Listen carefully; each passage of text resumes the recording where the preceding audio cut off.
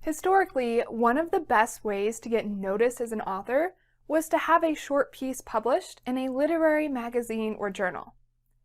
While some authors do still find agents and publishers this way, it's pretty rare. However, literary journals are still a great way to gain exposure and a little bit of that validation we all secretly want as an author. So today I want to share how to submit your creative writing to literary magazines. This video is going to walk you through how to tell when your piece is ready, how to choose a literary magazine or journal, and how to submit, giving yourself the best chance at getting accepted. This is Ignited Ink Writing, a channel dedicated to helping authors like you transform your writing so it lingers with your readers, because writing that lingers gets remembered and recommended to others. I'm Caitlin Burvey, editor and writer. So let's start with how to tell when your writing is ready for publication. This is a question I get asked a lot as an editor, and the short answer is to have someone else read your piece. One of the best ways to tell if a short piece is ready for publication is to bring it to your critique group, or ask a critique partner, or a good beta reader, someone you trust to give you honest and valuable feedback. They might have some suggestions to help you make it even better, or they might be like, yeah, this is good. They might also say, this is really not ready.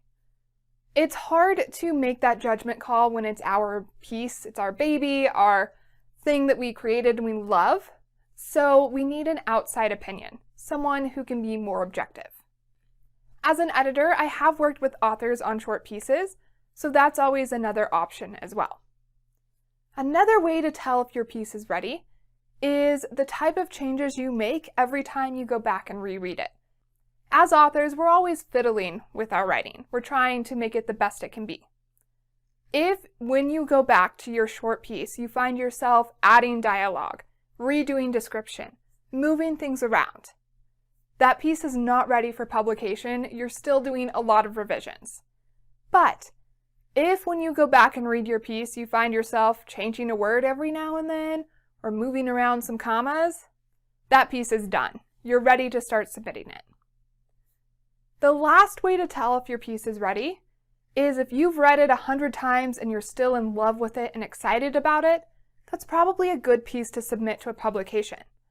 But if you've given up on it, you're like, that's good enough, or you don't really like it, or it's not quite what you wanted, that might not be the right piece to try and get published in a literary magazine or journal. There's a lot of competition out there, so you want to put your best piece forward. Now that you know how to tell when your piece is ready, let's talk about how to find literary journals and magazines. Your best and most overwhelming resource is the internet. If you search for literary journals and magazines, you will get more results than you know what to do with. So before you start submitting, have some criteria for those places. Think about the type of piece you're writing.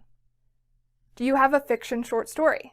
Do you have a flash fiction piece or a piece of poetry? Make sure the magazines that you're looking at publish those. If not, move on. Also look at genre. Is it fantasy or science fiction, or is it contemporary romance or literary? What type of pieces do they like to publish? Another thing to watch out for is the tone that that publication is going for. This is something that they won't always state, but becomes evident when you read a few of their pieces. You'll notice that they all have a similar tone, and if your piece is too far outside of that, it might not be the best fit for that publication.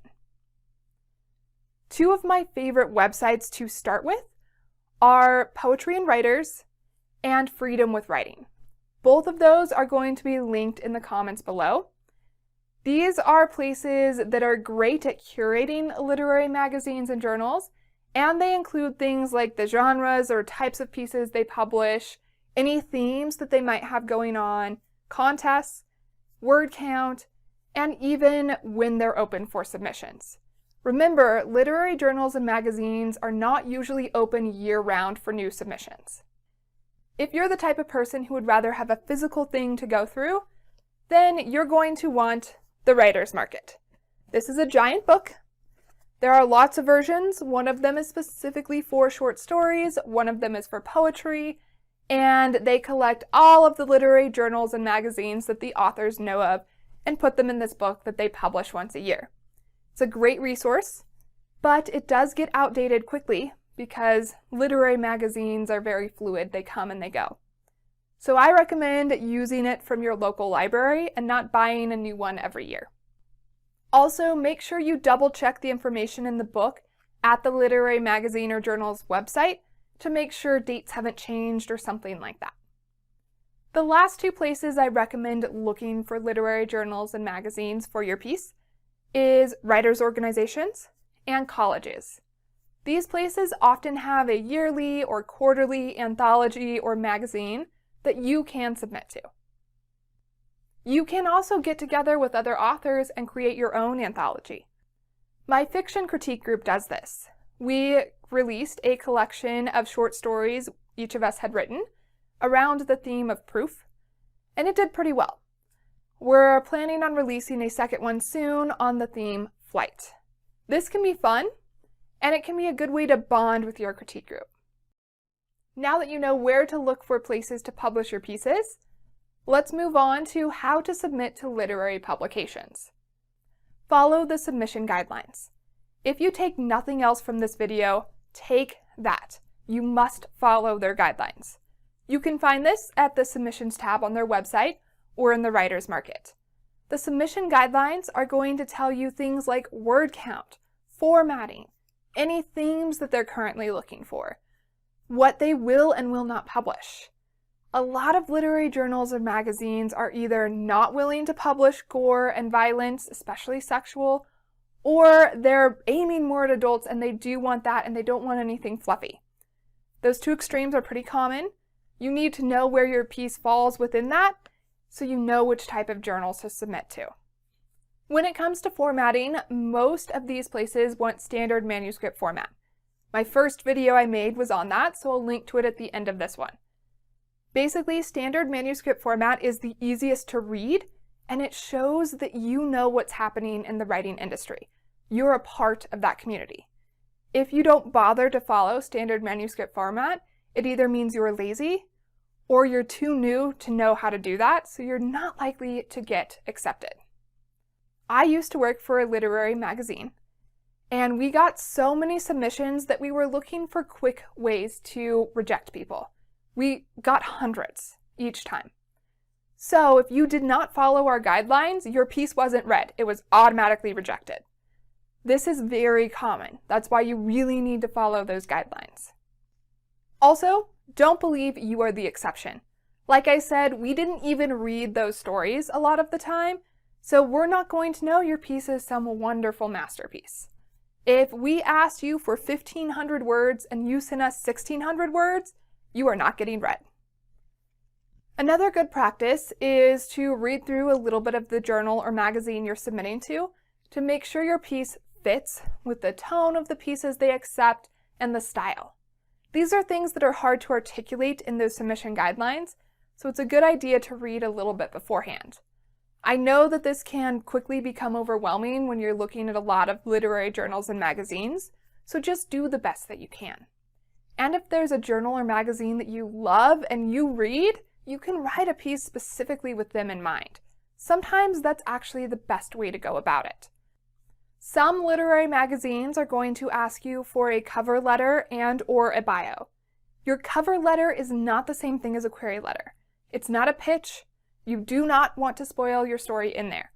All you really need to put is how long it is, why you think it's a good fit for their publication, and whether or not it's a simultaneous submission. Basically, you're saying, hey, look, I read your submission guidelines. My piece meets your guidelines. That's all they want to know. In your bio, it should be no more than 50 words most of the time. You don't have to list every little credential that you have. Only list what's pertinent to this story. They might ask for a longer one if they decide to publish you, but remember how many submissions these people are reading. They're not willing to wade through a page-long biography. And finally, read the rights section. This is often at the end of the submission guidelines. It might be on another page in the website. Read what copyrights you are selling or giving away if they accept your piece for publication. This should usually be first serial rights. That means that they are the first people to publish your piece, and they're often going to ask you for an exclusivity period, meaning you can't publish it again for a month or a year or however long they say. And if you do publish it again, you have to say it was first published in their journal or magazine.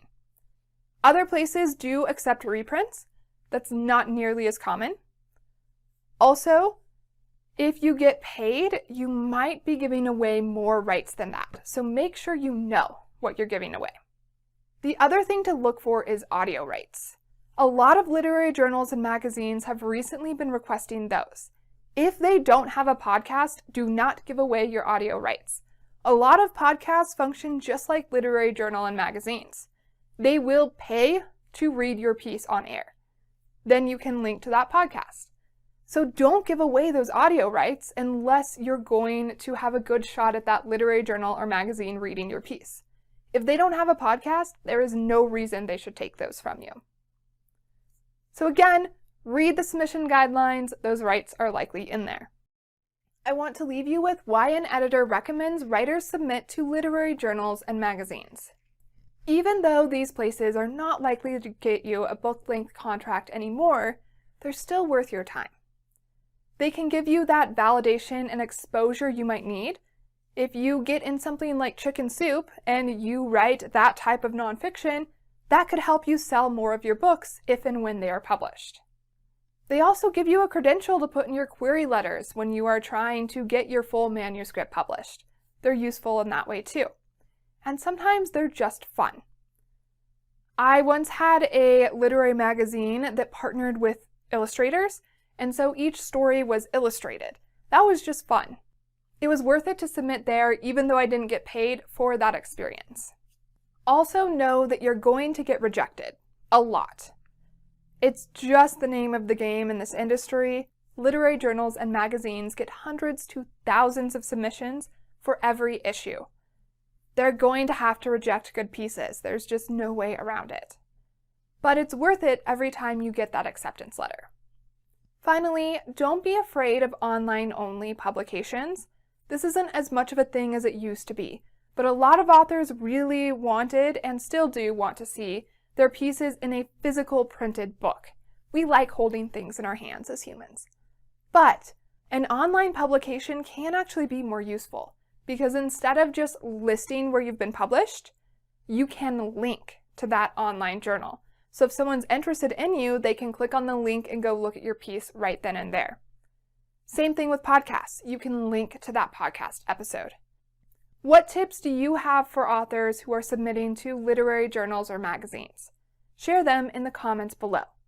And for more videos on publication and other aspects of writing, subscribe to Ignited Ink Writing, a channel dedicated to helping authors like you transform your writing so it lingers with your readers. Because writing that lingers gets remembered and recommended to others. I'm Caitlin Burvey, editor and writer. To find out more about me, go to www.ignitedinkWriting.com. There you will also find a submission checklist, which will help you make sure you're following the guidelines and doing everything you should be before you submit. And now it's your turn to get a short piece ready for publication, to find the right place for it, and submit to Ignite Your Ink.